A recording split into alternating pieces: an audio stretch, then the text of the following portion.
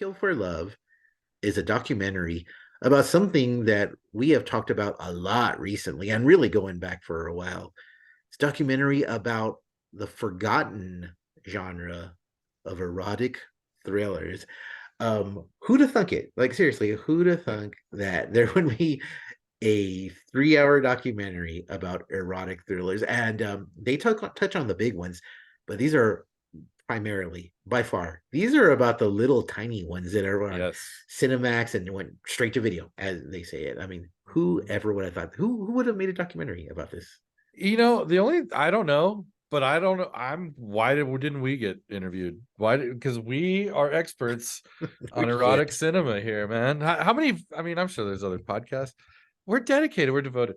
It's crazy. I can't believe this fucking movie got made. To be honest with you, it's honestly it needed to be. It did, and here's how impressed I was by. So lots. It's a documentary. It's about movies. So lots and lots and lots of footage. Yeah. But I was so Oh my impressed by the god. sheer amount of footage that I recorded the credits that listed all the movies, and it was a good like minute and a half, 2 minutes of just Of just straight movies movies that were that wow. they use. I mean, how many did you know? Like the Shannon Tweet stuff. That's easy. Wild Orchid, I knew because of Mickey Rourke. Definitely Wild Orchid. The Nine and a one half with weeks. 9.5 weeks. The Lou Diamond Phillips one was like always on HBO, I think. Yeah, there was So a I Richard Grieco one they showed that I recognize. Here's there, I think I saw Scott Bakula Scott in one of the Bakula. series. Yeah, there's a Will from Will and Grace.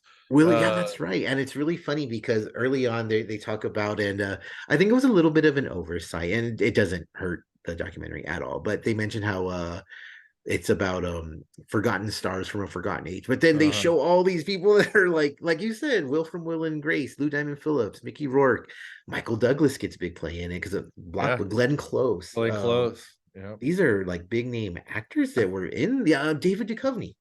David Duchovny, Red Shoe Diaries. Dude, so how, here's the thing about this documentary, and I think it made me kind of realize something about myself, which is I watched a ton of this shit, dude. Yeah. Like a ton of it. Don't be honest, right? Like you recognized everybody in that. You Oh yeah. recognized I mean, everyone. Julia Strain. Oh, Oh my god. yeah. And this movie, one of the things that I really liked about it is, here's one of the things that I don't like about horror historians is that they'll go back and Mm, talk about how horror from the 80s, like they were the head of the curve, they were pushing females and they wanted to rail against Reaganomics and all that stuff. right. There's a little bit of that in this, a very little bit, but most of it is just like we were trying to make a buck. Some of them are like, I didn't want people to know I wasn't I serious. love yeah. I I think love it's that line actually. That was, I think, very honest, right? I think a ton of people honest. were like, they were, yeah, exactly. They were hustling. They were living in LA, trying to be actors. They were attractive people. These are the roles they were getting. They were getting a lot of those roles. They even say like, yeah, these were important, but we also were working for trying to get those commercials. The commercials paid the Exactly. bills. Yeah. Dude, that's the subsect of actor that you're talking about here. And not to say that they're bad actors, even though some of them are. Like there's a definite like schlock. Well, they're it's interesting, right? This documentary does a pretty fucking awesome job of framing exactly where like erotic thrillers even came from, and like where when that term was even started to be used. And it Right. starts back at like Postman Knocks Twice. Noir films definitely are the point of the genesis point for all this stuff, Yeah. and the detective novels. Right. And yeah, so like I thought it was fascinating that it started out as like not like it's not even it's not highbrow. It's just what Hollywood was making. It's noir films. People were loving Mhm. those, so that's where it started. So the beginnings of erotic thrillers are in the beginnings of cinema in general, which Yeah. that's fucking fascinating to think that like actually the through line to like a a dame shooting a guy in the back and taking his money, and like that is its roots in the beginnings of cinema. And yeah, it progressed from like what cinema was to like big actors, like you said, Michael Douglas, Glenn Close, Fatal Attraction. That was a huge movie. I remember growing Yeah. up, I remember seeing that everywhere. Everybody referenced Fatal Attraction. That was the You thing. know, And then, like they talk about in the documentary, it became such a thing that Fatal Attraction is now not just a movie, it's a term. Like, it's a oh, term. she fatal attraction him, or I'm gonna fatal attraction that bitch. Like that's like that's Yeah, how much it became a part of the zeitgeist. It's to this day you will hear, or someone will hear a story and be like, holy shit, that's some Fatal fatal Attraction. attraction shit.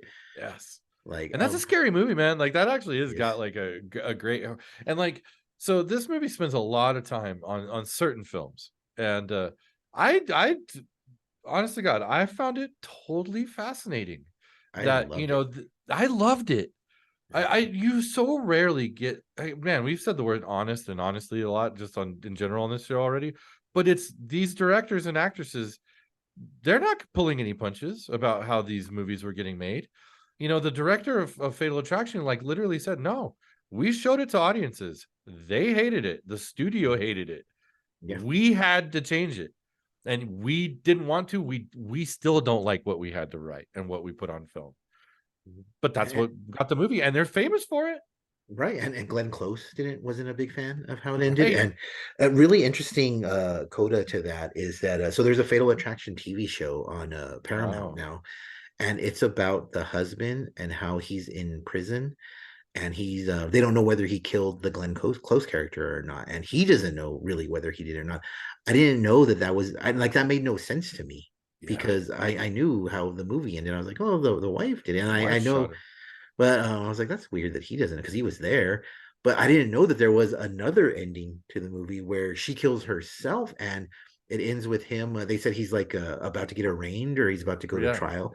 Oh, that's where the show comes from. And I thought that was really because I'm just like a movie nerd. So I was like, oh, that's cool. I also found it interesting that a lot of the dialogue is from the writers, like a movie he wrote from like 79 or Yeah. something. They show Yeah. back to back two scenes that are almost word for word Word for word. identical.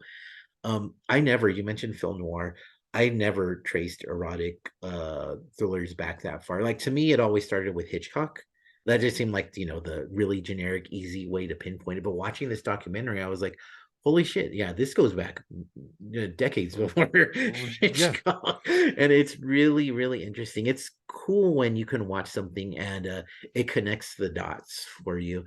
And I think this did, and there's a lot of hot takes in this, and that was one Yeah. of them. One of them that I found to be super interesting, and just like that, it makes a lot of sense. Is when someone says, and I think it was a director of one of the or of the erotic thrillers from the '90s. He says they didn't go away, they never went away, they still Oh, exist. They're on the Lifetime network now. Lifetime Network. And I thought, holy, and then his example is how many times have you seen a movie called Mother May I Sleep with Danger? And I thought, holy shit, that is so cool. I've He's never right. heard that, never Yeah. thought about it. And it makes complete sense. And it's almost like the erotic thriller has gone full circle because Right. obviously back in the day in the 40s and so like you could only show so much on Lifetime. They're only going to show so much. So it's like it's all the come all the way back around. So probably more salacious now, that ripped from headlines probably type of thing. Oh, But totally. Yeah. what an interesting point. I thought that was such a cool, and it's near the end of the Yeah. documentary. Such a great way to end it. Yeah, that was yeah, I'm glad you brought that up. It was one of the points of the movie that I thought that was like, dude, we literally sat here going like, man, they're gone, dude. They just don't get made anymore, right? Like we to our knowledge, they were gone. Yeah. And there, yeah, I found that totally fascinating. I also found that like the idea that like in the 80s, the transition went from being like these like, sweaty, grimy, kind of seedy stories. They became like in the 90s, they transitioned to this like it's basically like house lifestyle porn. It's like this like lifestyle shit. Like, and it's totally true. Like if you look back at those movies, and like again, I watched this shitload of this stuff because I was a little pervert and I wanted to see boobs. Yeah. And you ended up, but these movies had like, their plots were like giant mansions, beachfront property, Yeah. the just exotic cars and yachts, They were a And like, fantasy. yeah, we're a fantasy. And that whole fantasy, that lifestyles of the rich and famous, I found that correlation to be really fascinating too, because it really did. If you think about the late 80s and early 90s, like the America was fixated on that shit. Yeah. And it's not surprising that a movie house could crank out, like, what did the one actress say? I think it was it Massey, Athena Massey. She was like, I would literally go from like one set, get in a car and drive to another, shoot for 12 hours, go like sleep for 4 hours, and then go do that like over and over. And like she was like, I didn't even know what movie I was in. And like that's wild that they were making that much basically exclusively based on this like luxurious lifestyle, erotic stuff. Like it's such a weird cultural thing to look back on. It is, and what a boom, because like What a in boom. 81, 82, there was like four, and it continues like that, four, five, six, four, and it goes like that for like good 5 or 6 years. And then it just jumps up to 10, 15, and then 70. Like just over the course of 15 years, it goes from four Yeah. to 70 in a Yeah. year. And you're right, they're steamy and they're sweaty. And the funny thing is, like, some of them are talking about how, and some of them say, like, look, I'm not just going to be in a movie that just has pointless sex. There has to be some kind of story. But they're Mm-hmm. also talking about how the stories are just kind of like, and they very, very few. There's one or two that like make it seem like it's higher art than it actually is. But most of them are just like, here's the story that I had. I knew this dude who worked as a security guard, and they had a camera in, and it's because the husband was trying to catch the wife cheating on him. So I wanted Oh to make a yeah. movie about it. I was like, that's cool. And it turns into a mini franchise. And it's really interesting that those movies, and towards the end, one of the things they talk about also is where to go. Like, what happened with these movies? Was it oversaturation? Was there too much competition? Like, is it because of porn on the internet? And watching this thing, and like you said, it like, you're at the time when these things were popular, it's like a coming of age thing for me. Yeah. It's this is like helping me become a man. In a way, I'm Hey watching man, these movies, and definitely. yeah, and like Athena Massey, like I was watching so many of these that I can't tell one from another, because whatever block they were showing on HBO and then Cinemax, I was watching that. I was And usually watching. I was flipping between the two of them. Yeah. So I can't tell one from the other. Like, I remember Fatal Instinct because they obviously took the titles of two very popular Yeah. movies, but I couldn't tell you what it was about or who was in it. I would probably confuse it with Confessions of a Call Girl or Yeah. whatever. Yeah, But no, yeah, exactly. Like they all were like this one swath of stuff, and it's like you could just they literally show like I think seven different movies running at the same time with the same actors, same same thing. stories. It's kind of incredible, and I love that like this movie is showing you that, but it's not poking fun at it or saying No, like, look not at how all. terrible of a job they did. They're going like, look how awesome this is. They made a Yeah. ton of this, which is it's a cool perspective. Now, one of the other things I wanted to ask you about here, and it's one of the more serious, I guess, aspects of the story here, is the aspect of seduction, right? Like one of the things that makes these movies kind of what they are and what noir films were and all this, and it could come from the male side and the female side, and in these films it's a lot of times it's coming from the female side, but it's this level of seduction, right, where it's like, I don't want to be physically with you, but over the course of the next 3 minutes of this scene, you're going to convince me that we should get naked and fuck. And that whole like aspect, the French filmmaker who I loved her little spots.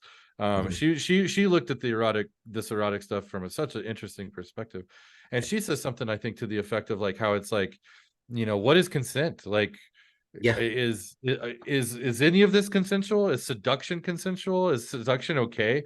And I think I wanted to get your take on it, but I think that has more to do with why these went away to to the just full hornball things that we're talking about just now. That now they're a different thing, and I think that's got to play a role. What do you think? And it's funny that you meant, because I actually wrote down seduction. My notes say seduction. Yeah, How do we look at things today?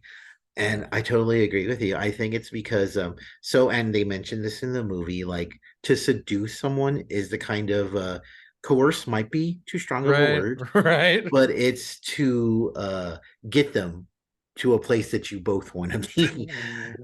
And you're right. And like, what is seduction? And I think nowadays that honestly, I think that people are too scared to make that kind of movie. But watching this and watching those clips, I was like, to me, Pornhub was like drier than a nun's twat watching this stuff. Like, that stuff, I remembered how I felt as a kid. It was so like, well, like, is it like for a hornball, but like Yeah, it got you somewhere. Like I was talking about earlier this year with Follow Her. It kind of gets you, it makes you feel a certain way. Like it gets you somewhere. And I think there's a market for these movies, honestly, because and someone mentions this in the movie. I mean, there's a lot of good talking heads in this movie.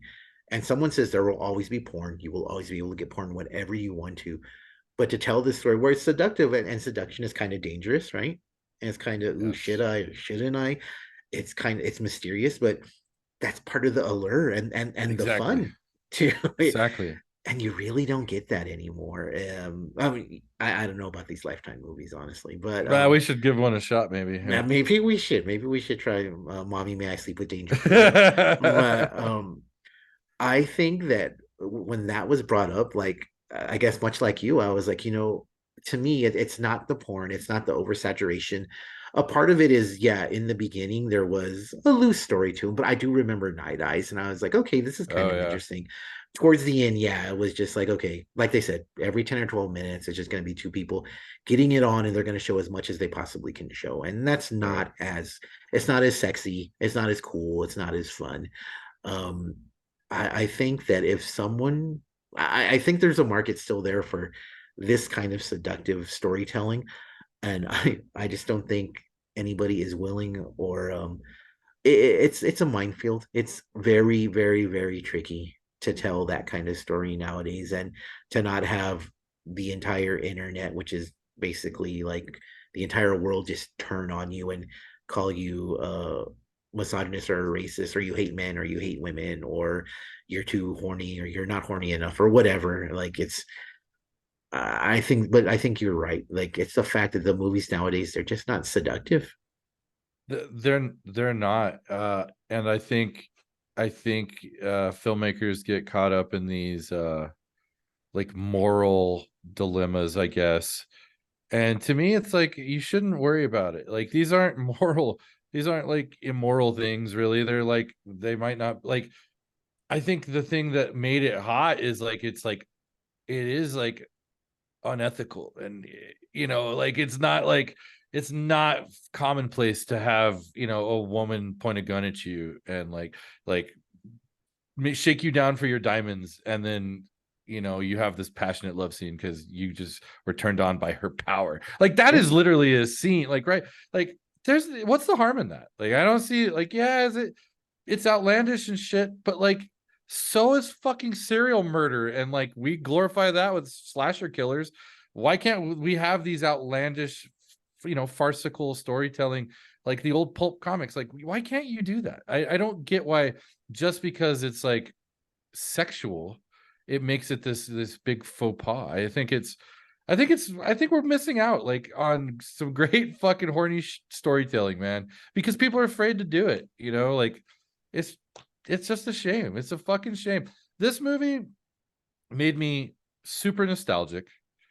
This documentary, I mean, made me super nostalgic. It brought me back to like my like childhood innocence, kind of like being like, ooh, it's taboo to be watching these boobs, and like, dude, Yeah. it's pretty harmless overall. Like this is not I spit on your grave, man. This is far from that.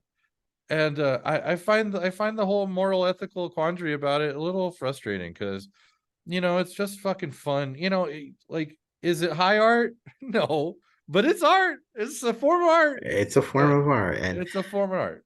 and the thing that no one wants to say anymore, even though it was a slogan, I think, in the 90s, that sex sells. I mean, Yeah. look at Instagram. There's Oh my god. OnlyFans. I mean, just look on the internet, any thumbnail on YouTube. It could be about a video game, it could be about a wrestling match, it could be about a sports game. Right. 9 out of 10 times it's gonna have a cheerleader on it, or one of the Yeah. characters is gonna be scandal. Like sex sells. That's just the way that it works. So there is a market for these types of movies, and I do understand why people aren't willing to tell that movie, but Yeah. you can tell a seductive story that isn't objectifying. And yeah, like it's kind of funny to talk about the movie starring Shannon Tweed where she's naked, like 35% of it or whatever, and say that it's not objectifying her. But and we do more a little bit more. Like there doesn't have to be any casting couches. There's intimacy coaches nowadays Yeah. on set. There's ways that even one of the actresses in this movie states that by the time the movies got to the point to where they were asking her to do things she didn't want to do, she told them, I ain't gonna do that. Yeah. And there's even more power now for those guys. So you can make these kind of movies without objectifying anyone. You can still have the crazy nudity. You can still have the sex scenes. And you can tell a story that, yeah, maybe it ain't going to win an Oscar. It might even win a Nicktoon award, but it can be really good. Like, and the movie houses they talked about that are, and they have corny names like Palm, which is, like Yeah. Vestron, which I remember seeing that all the time. Was it mythical or mystical or whatever it was? Mystical, yeah, like Yeah. they can have a movie house that just puts these out. They probably shouldn't put out 70 a year because that does dilute the quality of them, but they could get out of a good 15 or 20 of good erotic thrillers. I I think there's a market for it. I think there's a probably a lot of people about our age who would be happy to pay for even a fucking streaming service. Hey, get on it, Cinemax or whatever. Start a streaming service. Bring all this stuff back. Put it on to where we can watch it, and pay people to make new stuff. I just came up with a fucking $1 million idea. You know what? There'll be people who are in their 20s, the younger ones, who will also they'll love it because they've never seen anything like this. They will get on Twitter or X or Instagram or TikTok or whatever, and they will bitch about it and complain about Yep. it and talk about how awful it is. And then they will turn that shit on and watch it and be totally amazed. Fuck yeah. They've never seen anything like it before. Yep. And it will scare them at first because you know what? When I was 15, it kind of scared me a little bit too Hey because man. I didn't want to get caught. So I Exactly. completely understand. But there's a place.